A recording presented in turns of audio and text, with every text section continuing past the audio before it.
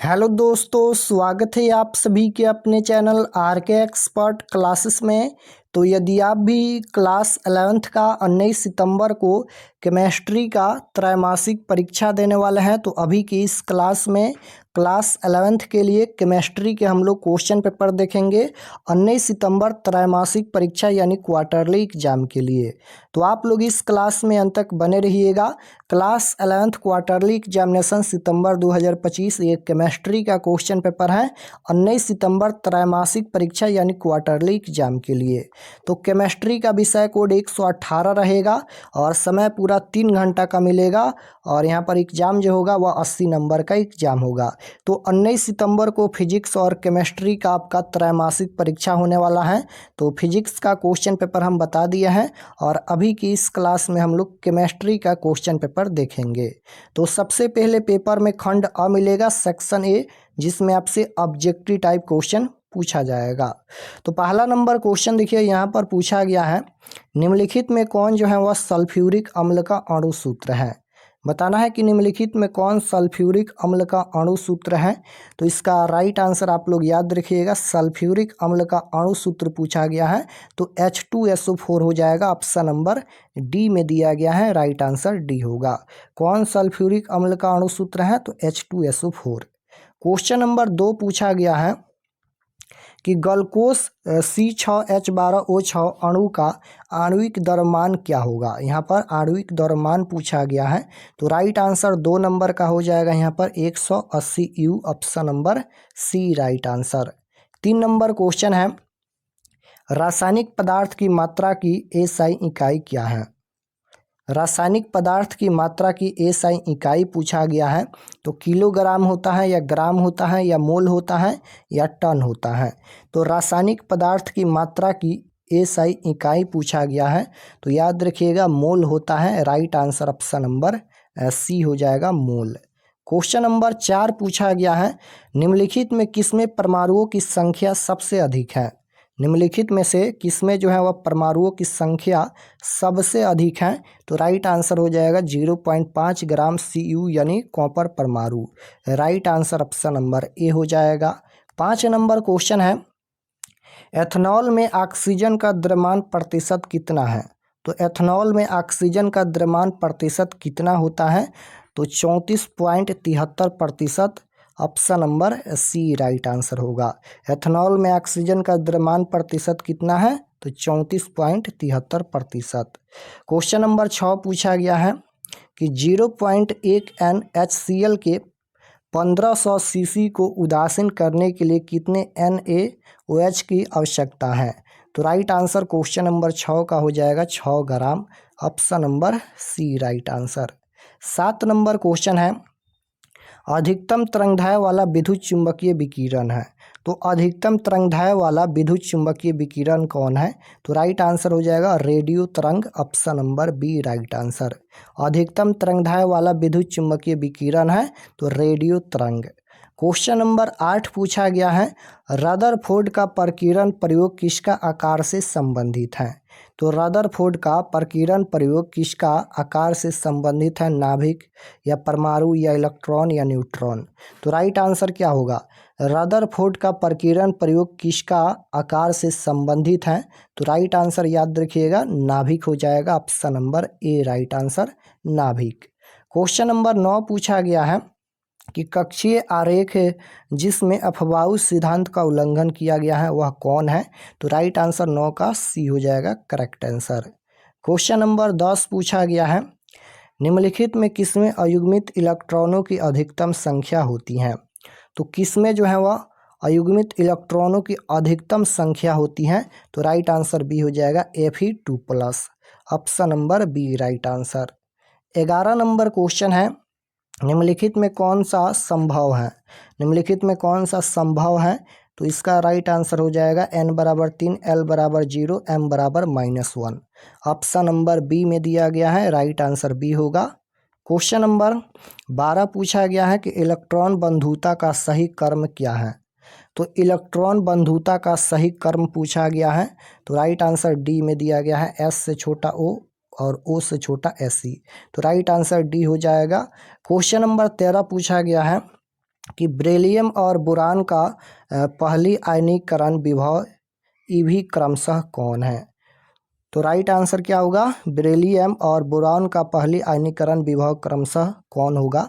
तो 13 का right answer हो जाएगा 9.32, 8.29 हो जाएगा। यानी यहाँ पर बेरिलियम के लिए 9.32 हो जाएगा और बोरान के लिए 8.29 हो जाएगा। तो राइट आंसर बी में दिया गया है, option number B right answer. Question number 14 है, निम्नलिखित में कौन सबसे अधिक विद्युत ऋणात्मक है। निम्नलिखित में कौन सबसे अधिक विद्युत ऋणात्मक है। तो राइट आंसर क्या होगा, कार्बन, सिलिकॉन या लेड या टीन। तो निम्नलिखित में कौन सबसे अधिक विद्युत ऋणात्मक है।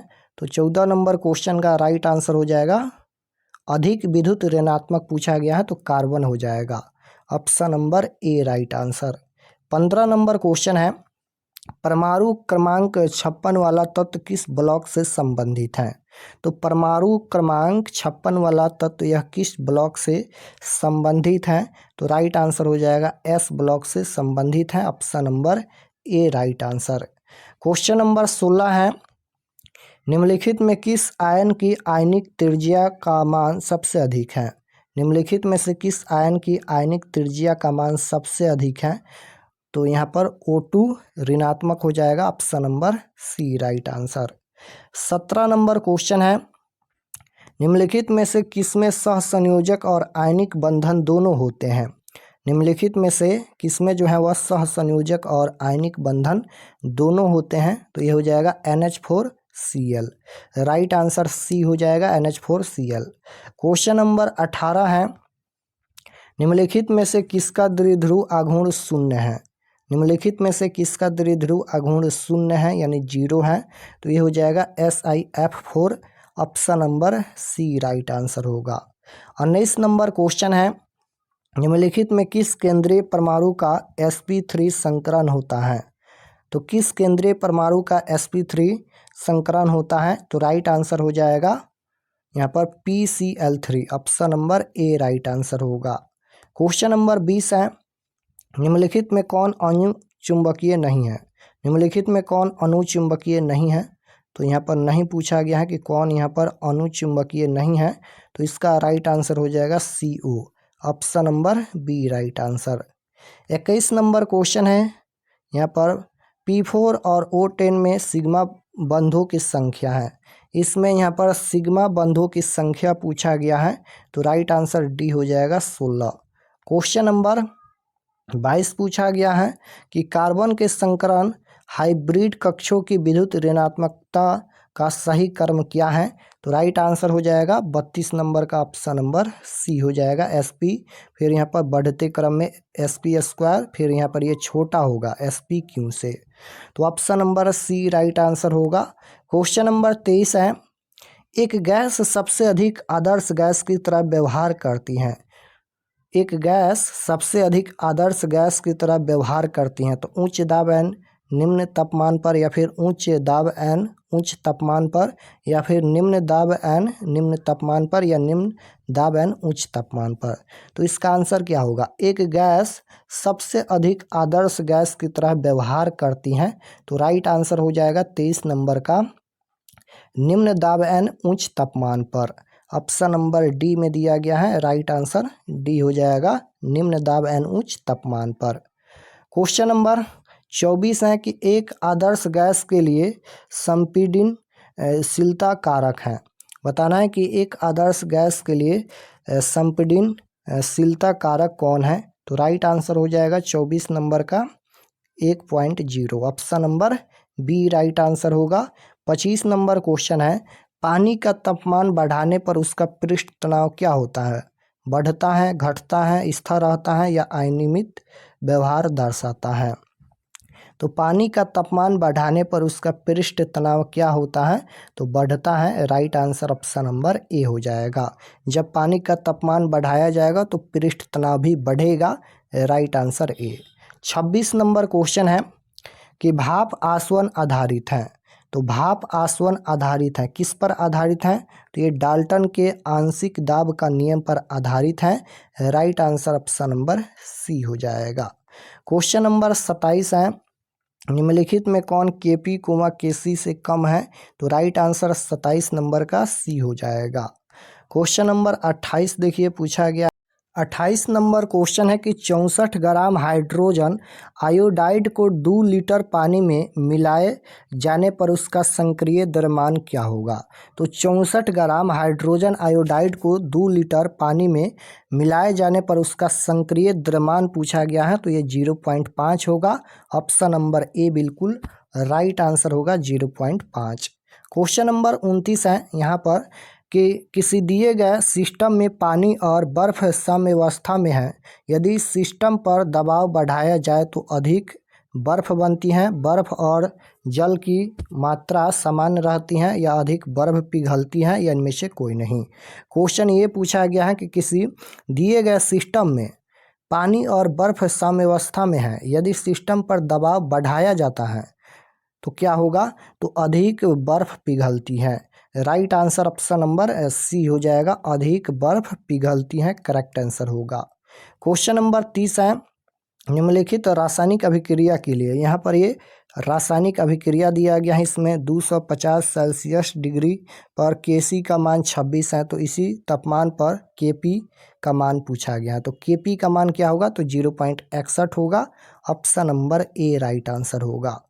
क्वेश्चन नंबर 31 पूछा गया है यहाँ पर कि ले चार्टेलियर सिद्धांत के अनुसार NH3 की अधिकतम मात्रा प्राप्त होती है। ले चार्टेलियर सिद्धांत के अनुसार NH3 की अधिकतम मात्रा प्राप्त होती है, तो राइट आंसर हो जाएगा निम्न तापमान और उच्च दाब पर। Option number D right answer होगा, निम्न तापमान और उच्च दाब पर। क्वेश्चन नंबर 32 है धातु आयन जैसे Ag+, Cu+ आदि डॉट के रूप में कार्य करते हैं, तो 32 का राइट आंसर सी हो जाएगा, लुईस अम्ल। लुईस अम्ल इसका राइट आंसर होगा। 33 नंबर क्वेश्चन है कि तापमान में वृद्धि करने पर पानी का आयनिक उत्पाद। तो तापमान में वृद्धि करने पर पानी का आयनिक उत्पाद बढ़ता है, घटता है, कोई प्रभाव नहीं पड़ता है, या शून्य? तो राइट आंसर 33 नंबर का हो जाएगा, बढ़ता है। Option number A correct answer. 34 number question है निम्नलिखित में कौन सा क्षार सबसे कमजोर है? निम्नलिखित में कौन सा क्षार सबसे कमजोर है? तो 34 का राइट आंसर बी हो जाएगा यहाँ पर, NO3 ऋणात्मक।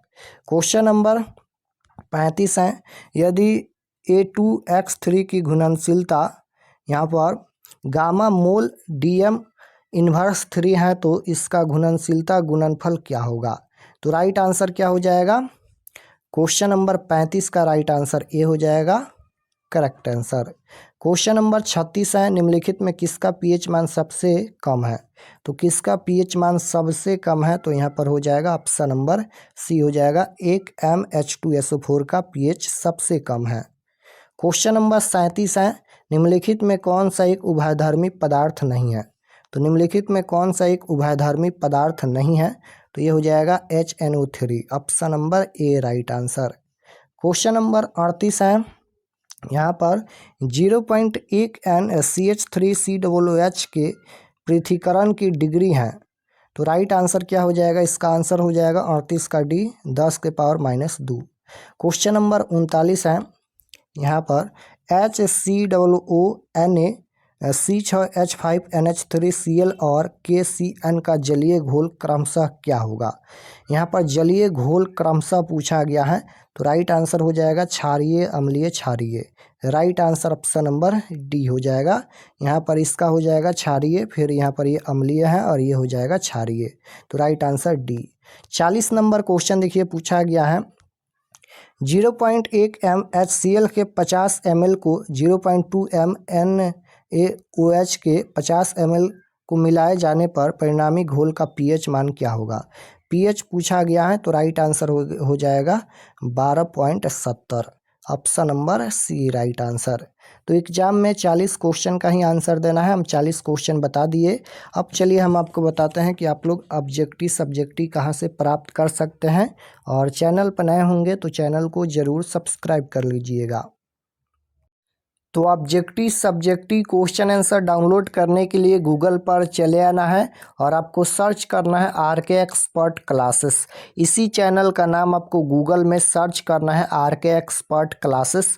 तो जैसे ही गूगल पर सर्च करेंगे RK एक्सपर्ट क्लासेस तो आपके सामने फर्स्ट पेज आएगा, इस प्रकार से पहला पेज आएगा, इस पर आपको क्लिक करना है। तो चलिए हम इस पर क्लिक करते हैं। जैसे ही क्लिक करेंगे ये ओपन हो जाएगा। ओपन होने के बाद आपको नीचे आना है क्लास 11th के सेक्शन में। तो यहाँ पर देखिए ये क्लास 11th का सेक्शन है और इसमें सभी सब्जेक्ट का क्वेश्चन पेपर मिल जाएगा। जैसे यहाँ पर फिजिक्स का देखना है तो फिजिक्स का भी दिया गया है, केमिस्ट्री का, बायोलॉजी का, मैथ का, यानी सभी सब्जेक्ट का क्वेश्चन पेपर इस सेक्शन में मिलेगा क्लास 11th में। तो यहाँ पर देखिए फिजिक्स का देखना है तो इस पर क्लिक कीजिए, या फिर केमिस्ट्री का देखना है तो इस पर क्लिक कीजिए। तो यहाँ पर 19 सितंबर class 11th physics question paper quarterly exam 2025। जैसे ही इस पर क्लिक करेंगे ये ओपन हो जाएगा। नीचे आएंगे तो सब्जेक्ट यहाँ पर फिजिक्स का ये पेज खुला है। एग्ज़ाम डेट 19 तारीख को होने वाला है और यहाँ पर व्हाट्सअप चैनल आप लोग ज़रूर ज्वाइन कर लीजिएगा। उसके बाद यहाँ पर ये रूटीन दिया गया है, इसको आप लोग देख लीजिएगा और ये सभी परीक्षा से संबंधित जानकारी लिखा गया है, इसे आप लोग पढ़ लीजिएगा। और यहाँ पर देखिएगा class 11th physics objective answer की, ऑब्जेक्टिव का आंसर यहाँ पर अपडेट कर दिया जाएगा। यहाँ पर ऑब्जेक्टिव का आंसर अभी अपडेट कर दिया जाएगा। तो ऑब्जेक्टिव का आंसर यहाँ से देख लीजिएगा और यहाँ पर देखिए यहाँ पर सब्जेक्टिव क्वेश्चन आंसर देख सकते हो अपडेट कर दिया गया है।